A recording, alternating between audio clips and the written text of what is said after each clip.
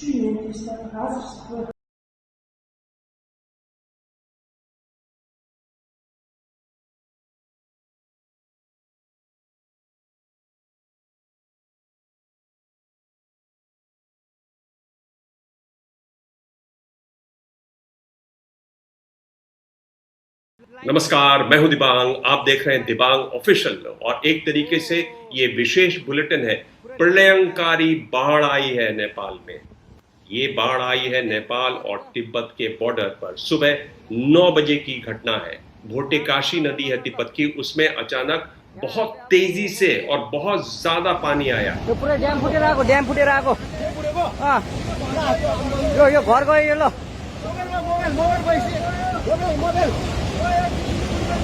ल ट्युसली बजारै गयो यार ल गयो यार पुल के पुल बह गए, 2-2, 3-3 मंजिला इमारतें बह गई। इसके बारे में बात हम करेंगे एक बेहद खास मेहमान से। जहां वो बैठकर चाय पी रहे थे 10 मिनट पहले, वो पूरी की पूरी दुकान बह गई। ये पहले शख्स हैं जिन्होंने नेपाल सरकार को सूचना दी इस बारे में और तब नेपाल सरकार ने इसकी आधिकारिक पुष्टि की। हम उस शख्स से बात करेंगे। हिंदी में भी उसने अपनी बात कही है। कैलाश मानसरोवर को जब जाते हैं तो जिस रास्ते में इमिग्रेशन होता है चीन की तरफ, वो इमिग्रेशन सेंटर में भीड़ थी काफी। वो पूरा का पूरा इमिग्रेशन सेंटर बह गया। आप उसकी भी तस्वीर देखेंगे क्योंकि लगातार सीसीटीवी फुटेज से वहां रिकॉर्डिंग होती रही और उस रिकॉर्डिंग में साफ होता है कि किस तरीके से सीसीटीवी फुटेज ये बताता है किस तरीके से कितनी तेजी से वो पानी आया। करीब 500 से ज्यादा लोग लापता हैं। मुझे डर है ये आंकड़ा और बढ़ सकता है। 133 भारतीय भी इसमें शामिल हैं। जिन विशेष मेहमान से हमने बात की, श्रीधर बता रहे हैं कि एक भारतीय का उन्होंने नाम भी देखा लिस्ट में, वो नाम भी हम आपको बताएंगे आगे। नेपाली जो अधिकारी हैं उन्होंने ये भी कहा, और ये बहुत गंभीर बात है, कि अब एक और बाढ़ आ सकती है, उसका खतरा मंडरा रहा है। क्योंकि जहां पर ये झील फटी है, ग्लेशियल झील जो फटी है अचानक, जिसकी वजह से बाढ़ आई, वहां अभी भी 7 मीटर ऊंचा पानी का एक बांध बना हुआ है। वो बांध कभी भी फट सकता है। नेपाल के जो विदेश मंत्री हैं शिशिर खनाल, उन्होंने संसद में बताया सुबह कि 8:37 पर भूकंप आया। यूएसजीसी के मुताबिक इसकी तीव्रता 4.4 थी और केंद्र था गोसाई कुंड, यानी करीब 47 किलोमीटर दूर। बर्फ और पत्थर जो है उनका एक बड़ा हिस्सा गिरा नदी में, जिससे नदी ब्लॉक हो गई। नदी लगातार ब्लॉक रही, पानी इकट्ठा होता रहा और फिर वो क्षण आया, वो एक झटके से वो ब्लॉक टूटा और उसके बाद ये बाढ़। लेकिन नेपाल का जो जल विज्ञान विभाग है वो ये भी जांच कर रहा है कि ऐसा तो नहीं है कि ग्लेशियल झील फटा जिसकी वजह से अचानक ये बाढ़ आई। इसके बारे में हम लोग बात करेंगे, ग्लेशियल झील के बारे में, जिसे ग्लॉफ कहा जाता है, यानी ग्लेशियल लेक आउटबर्स्ट फ्लड। ये फ्लड हमने सिक्किम में भी पहले देखा था। और सबसे बड़ी बात, अगर आप भारत के संदर्भ में देखें तो वहाँ 133 भारतीयों के लापता होने की खबर है, जिसमें सदगुरु जग्गी वासुदेव के जो आश्रम है, ईशा फाउंडेशन, उनके भी लोग वहाँ फंसे होने की बात है। ये सब लोग कैलाश मानसरोवर की तरफ जा रहे थे। भारत में भी बिहार में इसको लेकर चिंता है और करीब 3 मीटर ऊंची बाढ़ की जानकारी नेपाल की तरफ से आई है। तो पश्चिमी चंपारण, पूर्वी चंपारण, गोपालगंज, सारण, मुजफ्फरपुर और वैशाली, इन इलाकों में सतर्कता बरतने की बात की है। गंडक और उससे जुड़ी छोटी बड़ी नदियों पर खास तौर पर नजर रखने की बात है। मेरे खास मेहमान जिससे मैं बात करने वाला हूं, जो नेपाल में है, इनका नाम है श्रीधर न्यौपाने। ये पत्रकार भी हैं और जब भी आपदा की स्थिति होती है, विपत्ति की स्थिति होती है, वहाँ ये सक्रिय होते हैं। ये पहले शख्स हैं जिन्होंने नेपाल के आधिकारिक विभाग को एक रिकॉर्डिंग करके बताया। वहाँ इनके दोस्त पर हम पूरी इनसे बातचीत सुनते हैं और कैसे इन्होंने सबसे पहले बताया, यानी दुनिया को एक तरीके से जो आधिकारिक खबर, जो जिस खबर की पुष्टि हो चुकी है, वो देने वाले ये शख्स है। वहाँ थोड़ी लाइट भी कम बता रहे हैं श्रीधर, और ये भी बता रहे हैं कि बारिश होने वाली है, कभी भी हम देख सकते हैं। श्रीधर, आपको ये बताइए श्रीधर कि आज जब आप सुबह गए थे, वहां जाने वाले थे, तो किस तरह की घटना हुई, और आप एक वहां को मेला लगने वाला था जिसके बारे में आप बता रहे थे। Thank you sir. आप जो पूछ रहे हैं तो जिससे बात कर नहीं पा रहे हैं ये आप भी लकी हैं, मैं बात कर पा रहा हूँ मैं भी लकी हूँ, क्योंकि ये जो बाढ़ आई थोड़ा सा गलती हुआ था मेरी तरफ से, तो मैं भी वहीं से बच जाता था। मैं अभी नेपाल के रसुआ के ऊपर से एक गोसाई कुंड बोलते हैं हम, वहाँ पे एक शिव जी का बहुत बड़ा मेला लगने वाला है परसों का। वहाँ पे हर एक वर्ष जनई जनई पूर्णिमा हम कहते हैं, वो ब्राह्मण लोग जनई को एक्सचेंज चेंज करते हैं एवरी ईयर। तो ये मेला जनेऊ भरने के लिए जिसको हिंदी में जनेऊ बोलते हैं, हाँ जो मुझे धागा एग्जैक्टली आइडिया नहीं है, यहाँ से हम लगाते हैं। वो जी जनई चेंज करने के लिए अभी हमारा टीम जा रहा था रसुआ, तो हम रुके, तो चाय पी रहे थे। उसी वक्त एक मेरा दोस्त ने टेक्स्ट किया, तो वो सेफ है। तो मुझे पता भी नहीं था कि क्या हुआ, एकाएक एक टेक्स्ट आया, तो उसने वो टेक्स्ट फेसबुक में भी पोस्ट किया। तो इमीडिएट मैंने उसको कॉल किया, वो कॉल रिकॉर्ड किया क्या हुआ वहाँ पे। वो रिकॉर्ड आपको भी मैं पढ़ा सकता हूँ आप चाहे तो उसने बता दिया कि वहाँ पे इतना बाढ़ आया, तो वो बाढ़ से उसने भी बाढ़ दिखा था, लेकिन इतना बड़ा बाढ़ अभी तक नहीं दिखा था। वो उसके साथ और दोस्त लोग थे, लेकिन मोर देन 100 पीपल काउंट भी नहीं किया था कि कितने लोग बह गए, उसको पता भी नहीं है। इसका मतलब है कि इतना बड़ा बाढ़ आया था, तो वो लोग संयोग से वहाँ बच गए। सो वो रिकॉर्ड मैंने सरकारी समेंद्र को भी पहुँच दिया। सो हम वहाँ से रिटर्न हुआ। बाद में हम वहाँ पे जहाँ जा रहे थे, हमने वो प्रोग्राम कैंसिल किया। तो जब हम बढ़ रहे थे, वो से नजदीक से वो नदी बह रहे थे, ऊपर से हम आ गए। अगर हमने जो जहाँ पे हम चाय पी रहे थे, इवन हम वहाँ बैठे हुए थे, तो हम वहाँ से भी बह जाते थे। रसुआ से बाढ़ शुरू हुआ, नदी तट के नदी का तट का क्षेत्र में जो बस्तियां हैं, बाजार है, तो वो सब में क्षति पहुंचे हैं। अभी ब्रिज जो सरकारी अधिकारी के बताए हुए कि 9 ब्रिज, 9 ब्रिज बह गए हैं वहाँ पे। अभी अभी पता चला है कि 72 डेड बॉडी मिला है। इसमें 80 से ज्यादा 44 नेपाली सेना के लोग और 41 नेपाल प्रहरी के लोग अभी मिले नहीं है, संपर्क बाहर हैं। कितने लोग बह गए वहाँ के पता नहीं है। 30 से अधिक गवर्नमेंट सरकारी ऑफिसर्स को संपर्क नहीं है अभी। तो कितने लोग बह गए, कितना क्षति हुआ है, अभी इसका काउंटिंग शुरू नहीं हुआ है। तो जी हमने जो देखा, जो भोगा, इसका एक उदाहरण मैं बता रहा हूँ। तो एक पुलिस ऑफिसर ने सूचना पाया कि ऊपर से बाढ़ आ रहा है, वो माइकिंग कर रहा था थोड़ा नीचे एक बाजार में।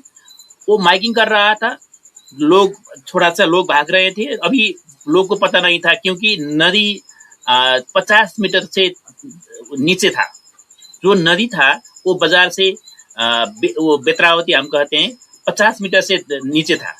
वो माइकिंग कर रहे थे, उसी वक्त बाढ़ आया। इतना बाढ़ आया तो एक ही पुलिस बच पाया, सब जो माइकिंग कर रहे थे वो भी बह गए। इसका मतलब जितने बाढ़ी आए उसका अनुमान भी नहीं कर पाए थे लोग। बाढ़ जी हम समझ रहे थे कि ये मतलब छोटा छोटा मोटा आएगा, जी श्रीधर जी लेकिन बाढ़ इतना आया तो जी 270 मीटर तक ऊपर का कोई कोई बस्ती में तो 270 मीटर तक ऊपर गया है, तो बाढ़ का छाल। सो ये अकल्पनीय टाइप का बाढ़ आया अभी। जी, आप ये बड़ी बात बता रहे हैं श्रीधर जी। हम आपको बता दें, दर्शकों को फिर से मैं बता दूं कि श्रीधर जी वो शख्स हैं जिन्होंने पहली बार नेपाल सरकार को सूचना दी, और इस बाढ़ की आधिकारिक जो पुष्टि हुई वो इन्होंने एक रिकॉर्डिंग करके भेजी। रिकॉर्डिंग भी हमें भेजेंगे, हम आपको सुनवाएंगे वो रिकॉर्डिंग जो उन्होंने अपने दोस्त से बात की नेपाली और हिंदी में। काफी करीब है तो हम लोग उसको समझ सकेंगे। ये तो इसका रिवर का जो बहन है, ये upstream to downstream ऊपर से नीचे जाता है। तो इसका छाल इतने ऐसे तरफ से आया कि वो इमेजिन से बाहर है। जी। और जो हमारे पास जो ताज़ा जानकारी है, जो हमारे मित्र हैं काठमांडू में, जय सिंह महारा, वो बहुत वरिष्ठ पत्रकार हैं, उनका कहना है कि अभी ताज़ा जो फ्लैश फ्लड जो हुआ रसूआ में, उसमें 403 लोग मिसिंग है, 203 महिलाएं हैं, 200 पुरुष हैं, 341 विदेशी हैं, और ये भारत में भी बहुत चिंता की बात होगी, 131 भारतीय बताया जा रहा है कि उसमें मिसिंग है, 62 नेपाल के लोग हैं जो मिसिंग हैं। और आपने बताया कि आप वहां चाय पीने के लिए रुके, वरना शायद हमारी बातचीत नहीं हो पाती ये। ठीक है, ठीक, आपने ठीक सुना सर। ये अभी जो आपने जो इंफॉर्मेशन दे रहे हैं ये थे भारतीय लोग, मैंने अभी अभी हॉस्पिटल से एक रिपोर्ट पाया थे, वहाँ पे एक भारतीय नागरिक को उद्धार किए हुए एक सूचना आया है। वो एक नवलेश शर्मा का एक करीबन 40 साल का आदमी है, उसको एक रेस्क्यू किया है। अभी रेस्क्यू किए हुए लिस्ट में मैंने एक ही भारतीय का नाम देखा। तो आप ये बड़ी खबर दे रहे हैं हम लोगों को कि एक ही भारतीय का रेस्क्यू हुआ, और उनका क्या नाम बताया आपने? मैंने जो सूचना पाया है उसका नाम नवलेश शर्मा है। उसका उम्र करीब 40 साल है। उसका क्या ना, इतना ही बताया गया है कि वो भारत का है। ये जानकारी है वो कहाँ के हैं? हाँ, उसका उसके ऊपर नहीं है, उतना ही लिखा हुआ है कि एक हॉस्पिटल से जारी हुए रिपोर्ट पे नवलेश शर्मा भारत। जी। और जो एक बहुत महत्वपूर्ण बात ये भी है कि ये वही जगह है जहां से भारतीय पर्यटक और भारतीय जो श्रद्धालु हैं वो कैलाश मानसरोवर की तरफ लिए जाते हैं। एग्जैक्टली आप सही बोल रहे हैं। नेपाल के 2 नाके से भारतीय लोग मानसरोवर जाते हैं। एक सिंधुपाल्चोक का तातोपानी बॉर्डर बोलते हैं हम, वहां से जाते हैं। एक रसुआ का ये नाके से जाते हैं, केरुंग नाके से। अभी सिंधुपाल्चोक के वो तातोपानी नाका ये लैंडस्लाइड से बंद हुआ है। नेपाल के खंड में एक लंबा वाला लैंडस्लाइड हुआ। उसके बाद जितने भी लोग अभी जा रहे हैं मानसरोवर, वही रसुआ केरुंग नाका से जाते हैं वीसा लेके। सो नेपाल के भी भारत के भी लोग जा रहे थे अभी। ये जनई पूर्णिमा है, वहां पे जाने के लिए भी लोग जाते हैं अभी। तो वहाँ भारत से भी लोग आए होंगे, नेपाल से भी। तो इसका कितने लोग जा रहे थे इसका रिकॉर्ड अभी तो नहीं आए हैं, लेकिन ऑफ कोर्स वो लोग वही रास्ता तय करते हैं जाने के लिए। जी। और हमने वो तस्वीर हम देख रहे हैं जिसमें हमने देखा किस तरह से जो चीनी तरफ से था, वहाँ इमिग्रेशन होता है, जो लोग आगे जाते हैं कैलाश मानसरोवर की तरफ, और काफी भीड़ वहां पर है क्योंकि सुबह के वक्त ये हुआ और उस समय भीड़ थी, क्योंकि फिर वो आगे चल के जाते हैं कैलाश मानसरोवर वहां से। हाँ, कैलाश मानसरोवर जाने के लिए, हाँ, तो कैलाश जाने के लिए तो लंबे रास्ता तय करने पड़ता है तिब्बत से। नेपाल के अभी एक अगर नेपाल से देखने चाहते हैं तो एक उथा हुमला से भी देख सकते हैं, लेकिन अगर यात्रियों को वही मानसरोवर भी जाना है तो वो रास्ता तय करना ही पड़ेगा। जी हाँ। तो वहां से हमने ये जो वीडियो देखा, जो चाइनीज मेरे ख्याल से सीसीटीवी का जो फुटेज है, जिसमें सीसीटीवी फुटेज में हम देख रहे हैं किस तरह से पानी अचानक आया, लोग दिखाई दे रहे थे, और फिर वहां पर कुछ सिर्फ कीचड़ दिखाई दे रही सीसीटीवी कैमरा के आगे, मतलब सब कुछ दिखना फिर बंद हो गया। तो वहां तो ऐसा लग रहा है कि बड़ा नुकसान हुआ होगा वहां उस तरफ। सॉरी, वो भी हमने क्या पता पाया कि वो लोग को भी जानकारी था बाढ़ आएगा, लेकिन उसको भी इतनी जानकारी नहीं था कि इतना बड़ा बाढ़ आएगा। तो सूचना होते हुए भी लोगों को वहां से नहीं हटाया गया होगा, क्योंकि नेपाल सरकार को करीबन नेपाल के टाइम पे 9 बजे तक तो कोई सूचना तो आया था, लेकिन सॉरी, बाढ़ के जो लेवल है, जो फ्लड के लेवल है, वो लेवल बड़ा ही इतना बड़ा है। तो कई लोग कितने लोगों से हमने बात की थी कि 60-70 साल का उम्र हुआ ये जो लोग है ज्येष्ठ नागरिक, उनने ही बोला कि इतना बाढ़ अभी जीवन काल में कभी भी कहीं भी नहीं देखे थे। इसका मतलब कि लोग नदी तट में बैठते हैं, बाढ़ आते हैं, लेकिन ऐसा बाढ़ कभी भी नहीं देखा था। इसका लेवल है, जो करंट आ रहे हैं, जो मिट्टी से घुले हुए जो पानी आए थे, एक इस टाइप का बाढ़ तो पहले ही बार दिखा है। जी। उसके अगर कारण इस यस अगर अगर इस बाढ़ को देखें ध्यान से तो दो बातें साफ दिखाई देती हैं, और वो हम एक्सपर्ट से भी समझेंगे कि किस तरीके से। एक पहली बात तो नदी की पानी का गति बहुत तेज था, बहुत ज्यादा तेजी से पानी आया, पहली बात। दूसरी बात, पानी का वॉल्यूम बहुत ज्यादा था, बहुत ज्यादा पानी एग्जैक्टली। आया। यानी हम देख रहे हैं कि इस वीडियो में कि पूरे का पूरा जो ब्रिज था वो बह गया, पूरे के पूरे हाँ, ब्रिज के आसपास जो 2 मंजिला 3 मंजिला मकान थे वो पूरे के पूरे मकान बह गए। और बिल्कुल मेरे ख्याल से 10 मिनट 10 सेकंड 15 सेकंड की बात है, उसमें ये सब कुछ हो गया। एग्जैक्टली। ये जो अभी तक लोगों को जो 60 साल 70 साल और 80 साल हुए हैं लोग, वो लोग भी वही से मार्केट में बैठ रहे हैं इतने साल से। तो वो नदियां के किनार के 50 मीटर 60 मीटर 70 मीटर के ऊपर है जो मार्केट, नदी तट जो मैंने पहले भी बोला, वो रसुआ से शुरू होके नुआकोट, नुआकोट के बाद धारिंग, धारिंग के बाद चितौन, ये जो रास्ते पे ये नदी बहते हैं, लॉन्ग वे टू गो। उस नदी के पास पास तो जो मार्केट है वो तो सेफ था। 3 साल पहले भी ऐसा ही बाढ़ तो आया था, लेकिन इतना क्षति नहीं हुए थे। लेकिन इस साल जो बाढ़ आया, नेपाल की लैंड फ्रॉड हिस्ट्री में इतने बाढ़ का कोई हिसाब नहीं थे। जी 12 साल पहले सिंधुपाल्चोक में एक कोटेकोसी नाम का एक नदी बाढ़ के बाद तो रोकी गई थी 24 घंटे के लिए। ये हुआ था यही अगस्त पे, अप्रैल में, ऐसा ही।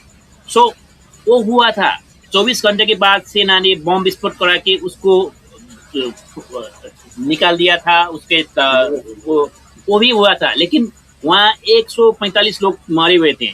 ये 12 साल हो गया, लेकिन ऐसा सिचुएशन नहीं था। उसके तटीय क्षेत्र पे कोई ऐसा असर नहीं हुए थे। लेकिन इस बार इतना बड़ा क्षति हुए है कि कोई हिसाब किताब ही नहीं है। कितने हुए हैं अभी तो, कितने लोग मारे गए हैं ये भी पता नहीं है। रात हुए है, बारिश हो रहा है। मैं भी अभी कल सुबह वहीं पे जाने वाला हूँ, क्योंकि रात में वहाँ पे कहाँ पे बैठना है, क्या हो रहा है तो वो पता नहीं है। तो फर्स्ट इज रेस्क्यू, लाइफ बचाना है। सो हम आ गए। कल सुबह 9 से 10 बजे तक हम वहाँ पे पहुँचेंगे। फिर नुआकोट से रसुआ तक हम जा सकते हैं रेस्क्यू पे टीम लेके और लेके। लेकिन द सिचुएशन ऐसा हुआ तो किसी को भी अभी ये बिलीव करने की नहीं सक रहे हैं कि इतना भी बाढ़ आ सकता है। जो वो इसको किनारे पे उच्च स्थान में भी लगाए हुए थे ये सोलार पैनल, उसको भी ले दिया। जो हम स्पेस को जहाँ जगह तो सेफ कहते थे वो भी गया। इसका मतलब ये है कि इसका जो वॉल्यूम है ये हम अभी कल्पना भी नहीं कर सकते हैं। जो लोअर स्टेम पे सूचना दिए गए थे तो अभी बाढ़ आने वाला है, उसको भी इसका लेवल इमेजिन नहीं हुआ, तो वहां पे क्षति हो गया। जी आप जहां जहां गए थे, जहां आपने चाय पी थी, वो सारी जगह बह गई? कोई ऐसा जानकारी हाँ है? हाँ हाँ, वो वहां पे भी बाढ़ आ गया। वहां पे भी बाढ़ आ गया। जब हमने वो छोड़ा करीबन 10 मिनट के बाद वहां भी बाढ़ आ गया। कल सुबह हम वहीं पे जाने वाला है। करीब 70% हाउस वर स्वेप्ट अवे, तो 70% हाउस घर को वहां से बह गए हैं। अभी जो घर बचा हुआ है वहाँ भी वो फ्लड का ये मड अभी आया है। तो हम कल फिर वहीं भी जाने वाला है कोई राहत के सामग्री लेके। तो सब पता करेंगे तो क्या हुआ है तो वहाँ पे डिटेल में सो शॉकिंग रिस्क। मैं तो बच गया लेकिन जो लोग गोसाईकुंड जा रहे थे हजारों लोग वो अभी संपर्क में नहीं आए हैं। जी हाँ। और मैं देख रहा हूँ कि सदगुरु ने भी बताया है कि उनके भी कुछ लोग वहाँ, वो तो वापस आ गए, लेकिन उनके भी कुछ लोग वहाँ पर फंसे होने की उन्होंने बात कही है और आशंका जताई है कि पता नहीं उनके साथ क्या होगा। उन लोगों ने लगातार संपर्क करने की कोशिश कर रहे हैं। तो गुरु जग्गी वासुदेव वहाँ पर गए थे ईशा फाउंडेशन के, और उन्होंने कहा कि उनके कुछ जो ग्रुप के साथ के लोग वो भी वहाँ पर अभी तक उनकी जानकारी नहीं मिली है। तो एक बहुत देश भर में बड़ी चिंता है कि उसमें क्या हुआ, क्योंकि इस समय वहां पर तो फोन की व्यवस्था भी नहीं है। मेरे को ये बताया जा रहा है, मैंने पता किया था कि काठमांडू से जो टूर गाइड्स गए हुए थे जिनसे बातचीत हो रही थी, अचानक उनके फोन अब लग नहीं रहे हैं। तो ये पता नहीं कि वो जिंदा है कि भी नहीं। मतलब अगर जिंदा है तो हो सकता है कि वहां पर टावर्स गिर गए हों। आप बता रहे हैं कि सोलर पैनल तक चली गई इस बाढ़ में। मैं इतना ही कह सकता हूँ कि ये जो लाइट में मैं अभी काम कर रहा हूँ ये भी लाइट जाने वाला है अभी अभी, क्योंकि आज ही करीबन 400 मेगावाट विद्युत का उत्पादन बंद हुआ है आज ये बाढ़ के कारण। नेपाल के विद्युत सेक्टर में काम करने वाला प्राइवेट सेक्टर की ये संस्था है इपान। वो इपान ने अभी अभी सूचना दी है कि वो 400+ मेगावाट विद्युत के उत्पादन बंद हुए हैं। उसके बाद वो क्षेत्र में जितने भी राष्ट्रीय प्रसारण था और लोकल लेवल में जो प्रोड्यूस हुआ था यूज करते थे वो सभी के सब बंद हुआ। जिस स्थान पे बाढ़ गए हैं रसुआ पे हम थे वहाँ पे बिजली भी कट गए हैं, टेलीफोन के टावर भी कट गए हैं। वहाँ अभी लोग लोग हर, हर वो लस्ट हुए हैं। अभी वो है ही और नहीं है तो पता नहीं है, क्योंकि वहाँ पे वो लोग को टेलीफोन का संपर्क भी नहीं है, क्योंकि लोग वहाँ पे कॉल कर नहीं सकते क्योंकि टेलीफोन का टावर भी दोस्तों हुए है, बिजली भी नहीं है। रवि जी, मुझे लगता है कि आपको जरूर आशीर्वाद रहा होगा। आपने जो अच्छा काम किया है उसका, जो आप लगातार अच्छा काम कर रहे हैं बचाव में और इस तरह के राहत के काम में, वो आशीर्वाद रहा होगा। ताकि आप बता रहे हैं कि 10 मिनट पहले आप वहीं बैठकर चाय पी रहे थे, चाय के साथ अभी और थोड़ी देर वहाँ बिताते तो आपका बचना मुश्किल था। मेरे ख्याल से ये एक तरीके से आशीर्वाद है आपको कि आप वहाँ हैं। आप बता रहे हैं कि कल आप फिर वहाँ जाएंगे, और आप ये भी बोल रहे हैं कि किस तरीके से वहाँ जाकर आप फिर बचाव का काम करेंगे। बिजली वहाँ जाने वाली है जहाँ अभी गांव में है। मैं आपका ज़्यादा समय नहीं लूँगा। आप अपने प्रियजनों से भी बात करना चाह रहे होंगे फ़ोन से, आप उनसे बात कीजिए। मैं ज़्यादा आपका समय नहीं लूँगा, पर हम कल फिर संपर्क स्थापित करेंगे, कल फिर बात करेंगे। आप अंत में कुछ कहना चाहें तो ज़रूर करें। ठीक है, थैंक यू सर। जब कल हम वहाँ पे जाएंगे तो हम वो भी बताएंगे आपको कि वहाँ का स्थिति क्या है, क्या हुआ है, वो भी शेयर करेंगे। एक बात जरूर बताना चाहिए, मैं तो 10 मिनट पहले ही वहाँ से चल गया, लेकिन एक प्रहरी अधिकारी ने बताया कि वो 10 सेकेंड से बच गए। 10 सेकेंड पहले उसने मोटरसाइकिल छोड़ा और वो साइड से ऊपर पहाड़ों की तरफ गया। उसका मोटरसाइकिल गया बाढ़ में, उसका दोस्त गया, लेकिन वो बच गए।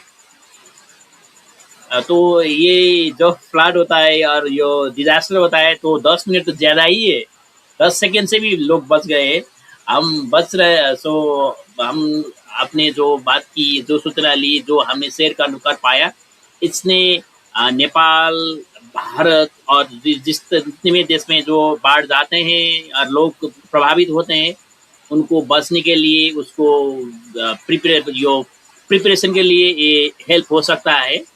जी, आपका बहुत बहुत धन्यवाद मुझे ये शेयर करने के लिए समय दिए। आपका धन्यवाद। आपने इतना समय दिया, और मैं आपसे यही निवेदन करूंगा कि वहाँ अगर कोई भारतीय हो, उनके बारे में सूचना रखिएगा, उनसे बात हो तो उनकी वीडियो दिखाएगा, उनको बताइएगा। बाकी लोगों का भी ख्याल रखिएगा, चाहे वो विदेशी हो, नेपाल के लोग हों। आप बहुत अच्छा काम कर रहे हैं, मुझे बहुत खुशी हुई आपसे बात करके। और मैं कल आपसे फिर संपर्क करूंगा और समय हुआ तो हम लोग और आपके पास वहाँ अब तो बैटरी की भी फ़ोन की समस्या होगी क्योंकि आप बता रहे हैं कि बिजली वहाँ पर अब आनी कम हो गई है। फ़ोन को चार्ज रखिए, अपने आप को सुरक्षित रखिए और अपना ख्याल रखिए, यही कह सकता हूँ मैं। धन्यवाद। धेरै धेरै धन्यवाद, धेरै धेरै धन्यवाद, नमस्कार। आपने जो राम मौका नमस्ते। दिए शेयर करने के लिए, वहाँ पे क्या होगा हम आपको भी जरूर जानकारी कराएंगे। Thank you so much. उनका नमस्ते। राम नमस्ते हजूर।